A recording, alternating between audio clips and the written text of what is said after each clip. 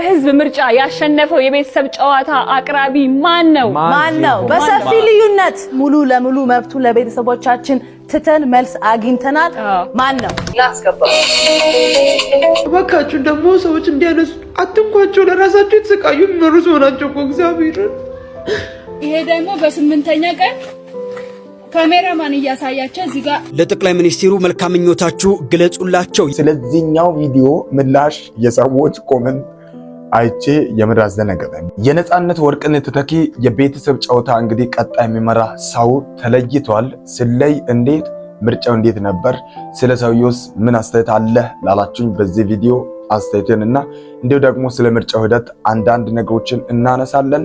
በመሃል አዲስ አበባ እንግዲህ አንድ ወጣት በድንጋይ ተመቶ እንደሞተ የሚወስደው ሰውም እንደጠፋ በሶሻል ሚዲያ ብዙዎች እየተቀባበሉት አሉ። ስለ እነዚህ ጉዳዮች በዋነኝነት እንመለከታለን። ሌሎችም አዝናኝና አስተማሪ ጉዳዮች በዚህ ቪዲዮ እንደተካተቱ ስለሆነ ሁላችሁም ይህንን ቪዲዮ ላይክ በማድረግ ቤቱን ሰብስክራይብ አድርጋችሁ ትጀምራላችሁ ማለት ነው። ይህ አቡክ ሚዲያ ነው። እባካችሁን ሁላችሁም ይህንን በማድረግ ትብብራችሁን አሳዩ። ጋይዝ በጣም ብዙዎች በጉጉት ሲጠብቁት የነበረው አንድ ጉዳይ ከኢቢኤስ ጋር ተያይዞ እንደነበረ ብዙዎቻችሁ ታውቃላችሁ። ይህንን ጉዳይ በተመለከተ የብዙዎች ልብ የተንጠለጠለበት የቤተሰብ ጨዋታ የሚያስቀጥል ማን ነው የሚል የብዙዎቻችን ጥያቄ ነበር። ብዙዎች ቀርበው ከብዙዎች መሃል ደግሞ 4 ሰዎች በስተመጨረሻ ለምርጫ እንግዲህ እንደተፋጠጡ በቅርብ ጊዜ ብዙዎቻችን ስንመርጣቸው እንደነበረ ይታወቃል። አሁን በትላንትናው ዕለት አሸናፊ ተገልጿል። ይህ አሸናፊ በጣም ብዙዎችን አስደንግጧል። ብዙዎችን ተነጋግረውበታል። ብዙዎች በዚህ አሸናፊ በሆነው ሰው ሲገረሙ ነበር። ለምን? ማን ነው አሸናፊው? ለማንኛውም በዚህ ሰዓት በተሰማ ሰበር መረጃ መሰረት የቤተሰብ ጨዋታ ለማቅረብ እየተደረገ የነበረው ውድድር በኮሜዲያን ያሲኖ አሸናፊነት መጠናቀቁ ተሰምቷል። በኢቢኤስ በሚቀርበው ተወዳጁ የቤተሰብ ጨዋታ ፕሮግራም ላይ አዲስ አቅራቢ ለመምረጥ ሲካሄድ የነበረው የተመልካቾች ኤስኤምኤስ ድምፅ አሰጣጥ በይፋ ተጠናቆ አሸናፊውም ታውቋል። ከበርካታ ተወዳዳሪዎች መካከል አልፈው ለፍጻሜ ዙር የደረሱትም 4 ታዋቂ አርቲስቶች ተመልካቾች በኤስኤምኤስ ድምጻቸው ሲሰጡ የቆዩ ሲሆን በመጨረሻም ኮሜዲያን ያሲኖ የህዝብን ድምጽ በማግኘት የፕሮግራሙ አዲስ አቅራቢ መሆን ችሏል። ታዲያ እናንተስ በዚህ ጉዳይ ምን ትላላችሁ? እስኪ ሀሳባችሁን አጋሩ። በጣም ነው የሚገርመው። የምር በጣም ገርሞኛል። ብዙዎች ከልምድ አንጻር አልጠበቁትምና ነበሩ በጣም ቆንጆ የሚባሉ ትልልቅ አቅም ያላቸው ሰዎች በዚህ ውድድር እንደነበሩ እንግዲህ ብዙዎቻችሁ ታውቃላችሁ። በጣም አነጋጋሪ ነበር። በዚህ ምርጫ ውስጥ ሲጀመር ስገባ የተናገረው ቃል ነበር፣ እናንተ ኢትዮጵያውያን ካላችሁ እኛም በዚህ ምርጫ ውስጥ አለን ብሎ ነበርና ብዙዎች በጣም ደስ ብሏቸዋል። ነገር ግን የራሴ ሐሳብ አሁንም ቀጥዬ የምሰጠው ብኖርም በጣም ብዙዎች ተደስተዋል። አንዳንዶቹ ደግሞ ልምድ ያንሰዋል ለምን የሚል ጥያቄ የሚያነሱ አልጠፉም። ነገር ግን እጅግ በጣም በሚገርም መልኩ ኮሜዲያን ያሲኖ እንግዲህ ከቲክቶክ ባለፈ አሁን በኢቢኤስ የቤተሰብ ጨዋታን እየመራ እንግዲህ ከዚህ በኋላ እንደሚመጣ በሙሉ ተረጋግጧል። ቅጽፈቱን ላሳያችሁ እንዴት ምን እንደተሰማው ሲናገር ነው። ወደ መድረክ ሲጠራና አሸናፊው ስለይ የነበረው ቅጽበት በኢቢኤስ እጅግ በጣም አስደናቂ ነው። በየስማቸው በተሰጠ ድምጽ መሰረት የቤተሰብ ጨዋታን የሚመራው አቅራቢ ታውቋል። በአዲስ ስቱዲዮ፣ በአዲስ መንፈስ፣ በአዲስ አቅራቢ እንዲሁም ደግሞ በአዲስ መኪና ዜሮ ያልተነዳ አትመልከች እሱን አቲ መኪና እኔ እመጣለሁ በአዲሱ መኪና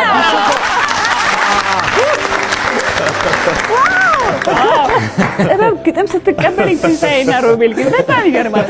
አንበሳ አመሰግናለሁ። ለማንኛውም በህዝብ ምርጫ ያሸነፈው የቤተሰብ ጨዋታ አቅራቢ ማን ነው? በሰፊ ልዩነት ሙሉ ለሙሉ መብቱ ለቤተሰቦቻችን ትተን መልስ አግኝተናል። ማን ነው? ላስገባ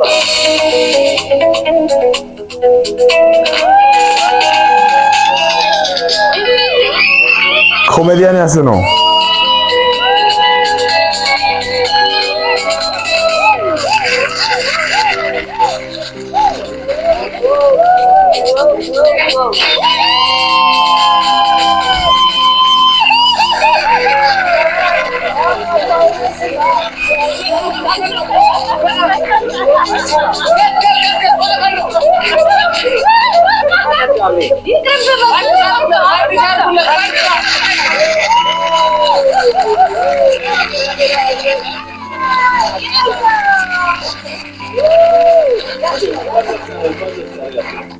ሰርጌን አበላሻችሁ።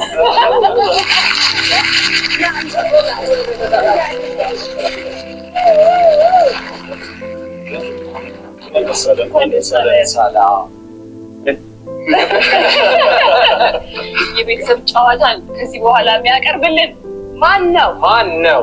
ያሲን!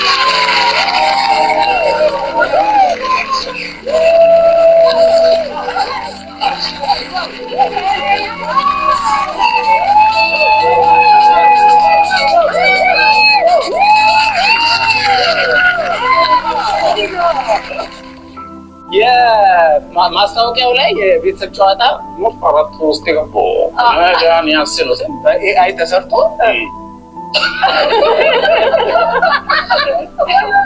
አንድ አፍታጠሩኝ የራይድ ለማውጣት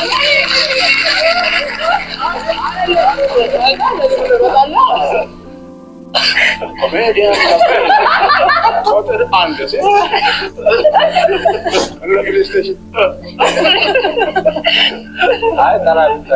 አሁን ወደ ዋናው ጉዳይ ግን እንምጣ። ወሬ አልንዘባዘብ። ይሄ ትልቅ መድረክ ነው፣ ትልቅ ቦታ ነው። ካሸነፍኩኝ ከገባሁ ገብቻለሁ። ብዙዎቻችሁ ታውቃላችሁ። እውነቱን ለመናገር ከሱ በላይ ስሜታዊ ያደርገኛል መልፋት፣ መትከም፣ ይሄ ለመለወጥ ጥረት ማድረግ ምን ያህል እንደሆነ በህይወቴ ስለማውቀው ማለት ነውና በጣም ዋጋ ከፍሏል። ታውቃላችሁ፣ እየሞከርኩኝ ነው የምለውን ስራ ሰርቶ ነው ታሪክ የተገለበጠው። ያ ስራ ነው እጅግ በጣም ብዙዎቻችን ተደመመንበት።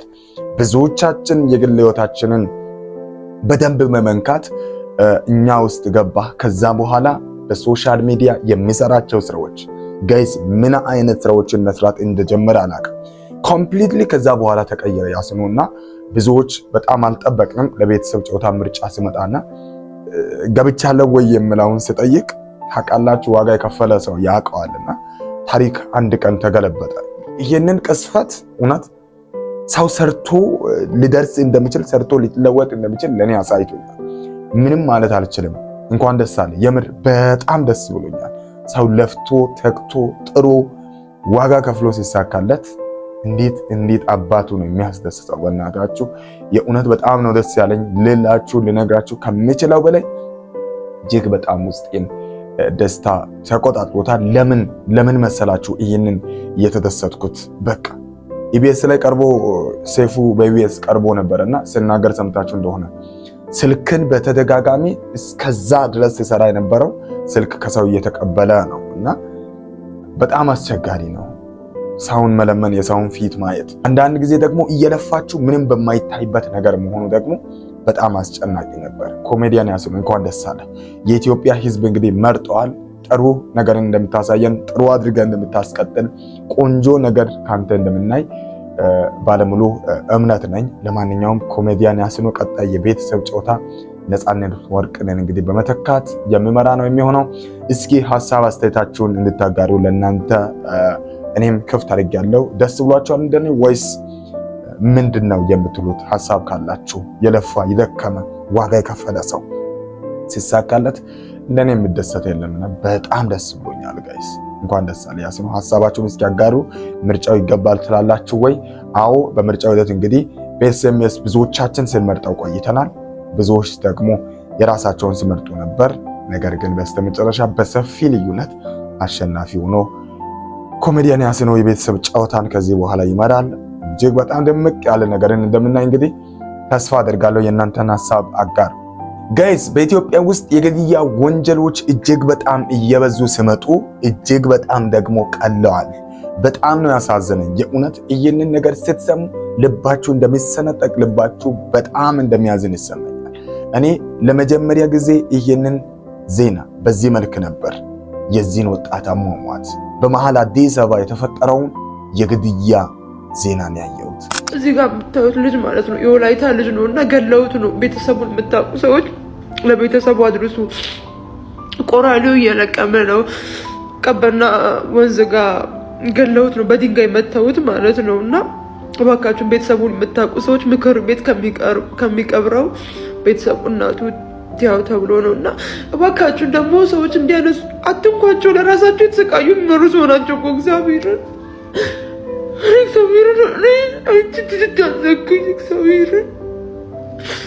የራሴ ህይወት ነው። ሰው ልጅ የተሰቃየ ደህና ምግብ እንኳን በልቶ የማያውቁ ልጆችን በድንጋይ መታችሁ መግደላ ምን ይሉታል? ሙሉ ኢንፎርሜሽን ከፈለጋችሁ እዚህ ጋር ምጽፍ ያስቀመጥኩት አካውንት ላይ ያለና እሱ ማውራት ትችላላችሁ። እሱን ቤተሰቡን የምታውቁ ሰዎች እና እባካችሁ አትንኳቸው። ለራሳችሁ ተሰቃይተው የሚኖሩ ናቸው። እግዚአብሔርን እባካችሁ። እኔ ከማታ ጀምሮ እያየው ነበረ፣ የፈለጉት ነበረ እና ጠዋት ነው የተገኘው ሬሳው። ከውስጥ የ14 ዓመት ልጅ ነው ደግሞ። እግዚአብሔር እንዴት እንዳዘንጉኝ ስማሙ እንዴት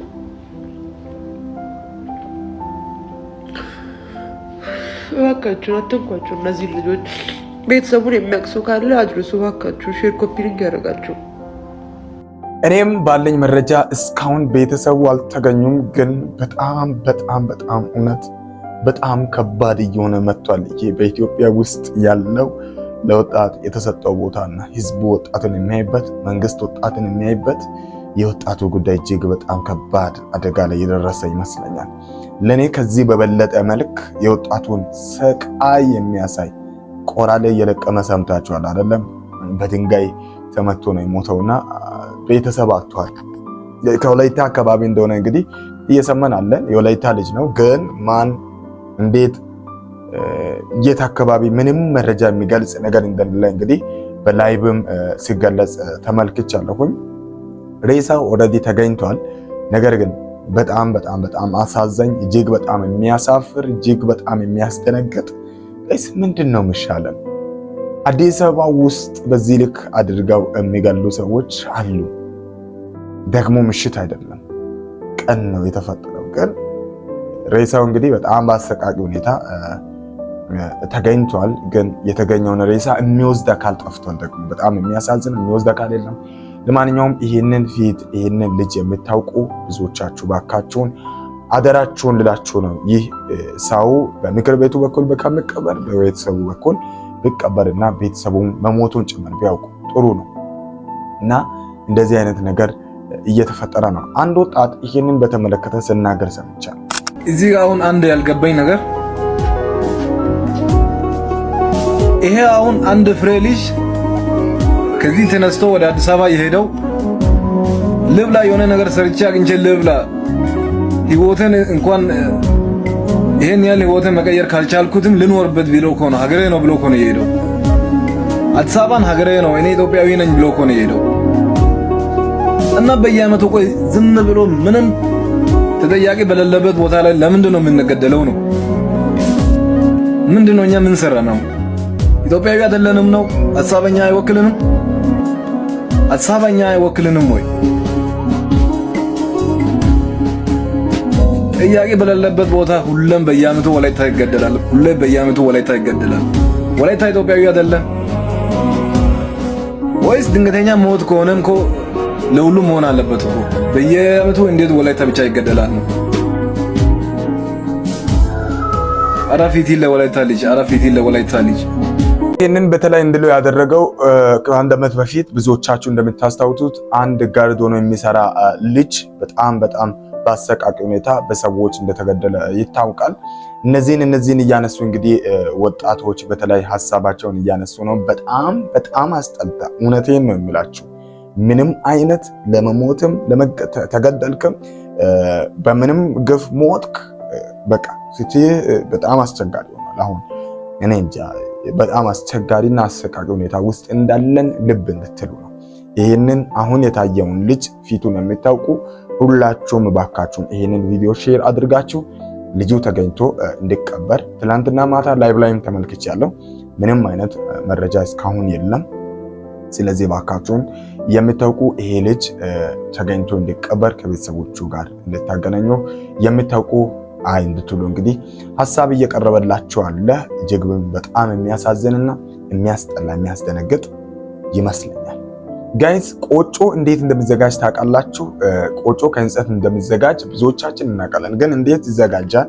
እንዴት ይመጣል? እንዴት በጣም የሚያምር ሆኖ እንግዲህ እንደሚቀርብ አናውቅም። በትልልቅ ሆቴሎች በተለይ ባህላዊ ምግቦች ባሉባቸው ሆቴሎች ላይ ቆጮ አይጠፋም እና ቆጮ ግን እንዴት ይዘጋጃል? የብዙዎቻችሁ ጥያቄ ነው። በተለይ በስሎ ወደ መጨረሻ አካባቢ ሲደርስ የሚሆነውን ላሳያችሁ። ሰላም እንዴት ናችሁ ቤተሰብ? እንደምታዩት እንግዲህ እንደዚህ ቆጮ እየረገጥን ነው። ለምን ተፍቆ ደርሷል። ከዛ ከደረሰ በኋላ እንደዚህ ረግጥ ረግጥና በመንቾ እርሾ ተደርጎ ከዛ እርሾ ከተደረገ በኋላ በአምስተኛ ቀን ድጋሚ ይረገጥና ይሄ ደግሞ በስምንተኛ ቀን ካሜራማን እያሳያቸው እዚህ ጋር እናቆማለን። ከዛ እሱ ጋር እናቆማለን። ከዛ አቁመን ውሃ ከጨረሰ በኋላ ውሃውን ከጨረሰ በኋላ አውጥተን ወደ ቤት እናስገባለን። ቤት አስገብተን በማዳበሪያ ከዛ እናረጋለን። አይታችኋል? አንደኛዋን የረገጠችበት መንገድ ማለት ነው። እንደውም ብታወራው ትሻላለች። ያቺ ብሉ ገብታበታለች እና በጣም ነው የሚያስደንቀው። ለማንኛውም ቆጮ በዚህ መልክ ይዘጋጃል፣ ተረግጦ ማለት ነው። እንደዚህ እንደምታዩት ከምር በጣም ነው የገረመኝና አይ ቲንክ እንደውም በተወሰነ መልኩ መረጃው አለኝ፣ ግን ይሄን ያህል አይመስለኝም ነበር። እኔ እንጃ በካሜራ ሲወጣ ወይም ተለየብኝ አላውቅም። ለመሆኑ በዚህ መልክ ቆጮ እንደሚዘጋጅ ስንቶቻችሁ ታውቃላችሁ? ቆጮ እንደዚህ ተዘጋጅቶ መጥቶ ነው በከተማ እንግዲህ ብዙዎቻችን እንዳልኳችሁ በሆቴልም ጭምር የምንመገበውና ገርሞኛል። እስኪ እናንተ ስለ ቆጮ አዘገጃጀት ምን አያችሁ? ምን አሰባችሁ? ምን ተሰማችሁ? እንዲህ ተረግጦ እንደሆነ የሚመጣው ስታስቡ ደግሞ ምን ይሰማችኋል?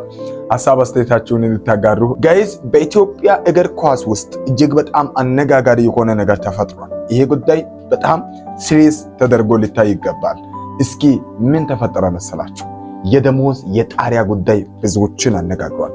በወር የሚያገኙትን ገንዘብ ስትሰሙ ምን እንደምትሆኑ አላውቅም። በሀገራችን ኢትዮጵያ የእግር ኳስ ወርሃዊ ደሞዝ 1,200,000 ብር መድረሱ ተነገረ።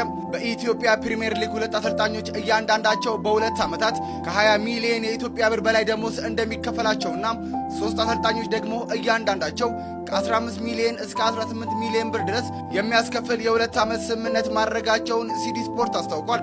ታዲያ ይህ የደሞዝ መጠን ተገቢ ነው ብላችሁ ታስባላችሁ? እስኪ ሀሳባችሁን ኮሜንት ላይ እኔ አይገባም ቀጥታ ብዬ እንድናገር እንዳትጠብቁ፣ እንደዛ አልናገርም። ምክንያቱም ስለ እግር ኳስ ከኛ በተሻለ መልኩ የሚያቅ ፌዴሬሽን ባለበት ሀገር ውስጥ እስከ 20 ሚሊዮን በአመት የሚከፈላቸው እንዳሉ ይህንን ታውቃላችሁ? በአመት በወር 1,200,000 የሚከፈላቸው የኢትዮጵያ አሰልጣኞችና ተጫዋቾች የት አድርሰን ነው እግር ኳሳችንን የሚለውን ነው እኔ መጠየቅና መነጋገር ያለብን። የት አድርሰን፣ ምን ላይ በክተን ነው፣ የት ሄደን ነው፣ ምን አምጥተን ነው ቆይ እንደዚህ የሚሆነው? እውነቴን ነው የምላችሁ። በጣም የተሳቀቀ ብዙዎች በሚኖሩበት ሀገር እንደዚህ አይነት ክፍያዎች እንደናንተ እንዴት ይታያሉ? እኔ በጣም የሚገርመኝ ምን እንደሆነ ታውቃላችሁ? ምን አምጥተን ነው የሚለውን ጥያቄ እንድመለስልኝ ይፈልጋል። ምንም መፍጠር ያልቻለን እንኳን አፍሪካ ዋንጫ እንኳን ዓለም ዋንጫ ውድድሮች ላይ ይቅርና ቻን አፍሪካ ላይ እንኳን ምንም መፍጠር ያልቻለን እንኳን የምስራቅ አፍሪካ ሀገራት በሚካፈሉበት በዛ ውድድርም ላይ የሀገር ውስጥ ተጫዋቾች በሚካፈሉበት በዛ ውድድር ላይ እንኳን ምንም መፍጠር ያልቻለን ከውጭ መጣው እንኳን ከሌሎች ሀገራት ጋር መፎካከር የሚችል አቅም ኖሮን ይቅርና ስለዚህ ምንም ባላደገበት ይሄን ያህል ገንዘብ እኔ አንድ ክለብ ብከፍል ምን አገባኝ? ግን ደግሞ ብንተሳሰብ እንደውም አንድ ዶክተር እንደውም የተለያዩ ኮሜንቶችን አይ ነበር። አንድ ዶክተር ይሄን ያህል እየተከፈለለት ባለበት ሀገር እንዴት እንደዚህ ይሆናል? የብዙዎቻችሁ ጥያቄ ነውና ብዙዎችም ይጠይቃሉ ይሄንን ጥያቄ። እስኪ እናንተ እስኪ ሐሳባችሁን በዚህ ጉዳይ ላይ እንድትሰጡ እፈልጋለሁ። እውነት ተገቢ የሆነ ክፍያ ነው? እስኪ ሐሳብ አስተያየታችሁን ስጡ። ብዙዎች ሐሳባቸውን ስትሰጡበት በጣም የገረመኝ አንድ ዜና በትላንትናው ዕለት በሶሻል ሚዲያ ይንቀሳቀስ ነበር። ስለዚህ ዜና የሰው አስተያየት በጣም አስገርሞኛል። ምን እንደሆነ ታውቃላችሁ? ዜና ለጠቅላይ ሚኒስትሩ መልካም ምኞታችሁ ግለጹላቸው። የኢትዮጵያው ጠቅላይ ሚኒስትር አብይ አህመድ በዛሬው ዕለት ድፍን 50 ዓመት እንደሞላቸው ተገልጿል። በርካቶችም ለጠቅላይ ሚኒስትሩ የእንኳን ተወለዱ መልካም ምኞታቸው በመግለጽ ላይ ይገኛሉ። በ1968 ዓመተ ምህረት በጅማ ዞን በሻሻ ከተማ ተወልደው ያደጉት ጠቅላይ ሚኒስትሩ ዛሬ ነሐሴ 9 ቀን የህይወት ጉዟቸው ግማሽ ክፍለ ዘመን ማለትም 50 ዓመት በይፋ ሞልቷቸዋል። ታዲያ እናንተስ ለጠቅላይ ሚኒስትሩ ምን አይነት መልካም ምኞት ማስተላለፍ ትፈልጋላችሁ? በኮሜንት ላይ ሐሳባችሁን ግለጹልኝ። እንዳያችሁት እንግዲህ ዜናው ስለ አብይ አህመድ ነው። ኦሬዲ አብይ አህመድ 50 ዓመታቸውን እንደያዙ እና ደግሞ መልካም ምኞታቸውን ብዙዎች እየገለጹ እንደሆነ ነው በቪዲዮ የሰማችሁት ማለት ነው። ስለዚህኛው ቪዲዮ ምላሽ የሰዎች ኮሜንት አይቼ የምር አስደነገጠኝ። በጣም ነው የደነገጥኩት። ምን አይነት አስተያየቶች ሲሰጡ እንደነበር ብታውቁ በጣም ነው የገረመኝ። የእውነት ከምር ምን አይነት ሁኔታ ውስጥ ቢሆኑ ነው ብዬ እንድል አደረገኝ። በትችል ቀጣዩን ዓመት እባክህን አድርስ፣ እባክህን አትድረስ፣ በቃ አድርስ የሚሉ አይነት ኮሜንቶች የበዙበት አንድ እንኳን መልካም የሆነ ኮሜንት ምናልባት በመልካም ልባቸው የተናገሩ በጣም ጥቂት ናቸው። ገረመኝ ግን ይህንን ስንቶቻችሁ አስተውላችኋል? እና አንዳንዶች ስለ ምርጫውም ታነሱ ነበር። በጣም ነው የሚገርመው። ብቻ ምን ልላችሁ ነው፣ የሰው አስተያየት በጣም አስገርሞኛል። አንድ እንኳን መልካም የሆነ አስተያየት እስካጣረስ አስተያየት በጣም በከባድ አስተያየቶች የአስተያየት መስጫ ቦታው የተሞላ ነበር። ለማንኛውም ሃፒ በርዝዴይ እኔ በግሌ ለማለት እፈልጋለሁ። እናንተስ ሐሳባችሁን እስኪ ስጡ። ብዙዎች የእንኳን አበቃ እንግዲህ መልእክት እያስተላለፉ ነው ያሉት። እናንተም ሐሳብ አስተያየታችሁን መስጠት ትችላላችሁ። ግን ይህንን ያነሳሁት የሰዎች አስተያየት በጣም ስለገረመኝ ነው። ሰዎች በጣም ከልክ በላይ እንደተቆጡ ያሉ ነገሮች ያሳያሉ። ለማንኛውም 50 ዓመታቸውን ደፍነዋል። ሐሳባችሁን አስተያየታችሁን መስጠት ትችላላችሁ። ይህ አቦክ ሚዲያ ነው። ሰብስክራይብ አድርጋችሁ ቤተሰብ መሆን እንዲሁ ደግሞ ቪዲዮዎችን ለሌሎች ሼር ማድረግ ጥሩ ሐሳቦችን አንስተንበታል። ወዳችኋለሁ። በሌላ ቪዲዮ እስክንገናኝ ሰላም ሁኑ።